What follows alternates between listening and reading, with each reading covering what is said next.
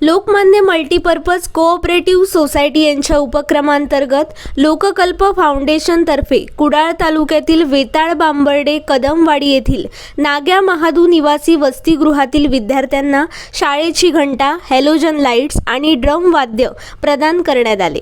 यावेळी तरुण भारत संवादचे सिंधुदुर्ग रत्नागिरी आवृत्तीचे संपादक शेखर सामंत, लोकमान्य कोऑपरेटिव्ह सोसायटीचे regional manager BN Pandav, regional marketing manager Sakshi Mayekar, senior account manager Murari Walawalkar, ABM Mayur Pingulkar, HR assistant manager Shravan Dhond आदी उपस्थित होते। यावेळी तरुण भारत संवादचे संपादक शेखर सामंत यांनी आपले विचार मांडले। आमच्या समाजातली मुलं एक तास टिकू शकत नाही, एवढे कॅपॅसिटीची मुलं आहेत, सगळी हुशार आहेत। अभ्यास हुशार म्हणजे अभ्यासात हुशार याचा अर्थ हुशारी नाही की काही कुठल्याही परिस्थितीत जगू शकतात।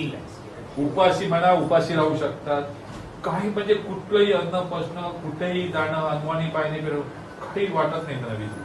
एवढी ती चांगली निसर्गाने त्यांना चांगलं बनवलेलं आहे। मग त्यांना आम्ही शिक्षणाच्या प्रवाहात आणण्यासाठी म्हणून या ठिकाणी आणलं। या हिची मुलं असतात, या मुलांना तिकडनं काढून यांनी एक इच्छा व्यक्त केली की यांच्यासाठी शाळा किंवा असं हॉस्टेल सुरू करायचं, जेणेकरून ही मुलं इकडे येऊन व्यवस्थित प्रवाहामध्ये येतील, नाहीतर ही मुलं विकली जातात। ऍक्च्युअल काही वर्षापूर्वी ही मुलं घाटमाथ्यावर शेळ्या मेंढ्या पाळायच्या, त्यांना विकतात 2-2 हजार रुपये एका वर्षासाठी, आणि यांच्याकडून प्रचंड काम करून घेतलं। आता म्हणजे वेद बिगारी म्हणतात ना, ते फार भयानक असतात, काही त्यांची सिक्युरिटी तर बघितलं जात नाही।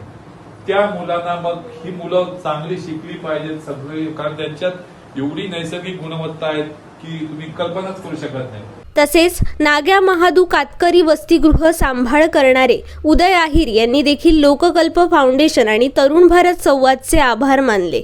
आमच्या सगळ्या मुलांकडनं, आमच्या शोषित मुक्ती अभियान संस्था आणि नाग्या महादू निवासी वसतिगृहाकडनं, लोकमान्य संस्थेच्या सर्व टीम आणि सर्व पदाधिकारी आणि आमचे सर यांना यांचं खूप स्वागत आहे आमच्या वसतिगृहामध्ये।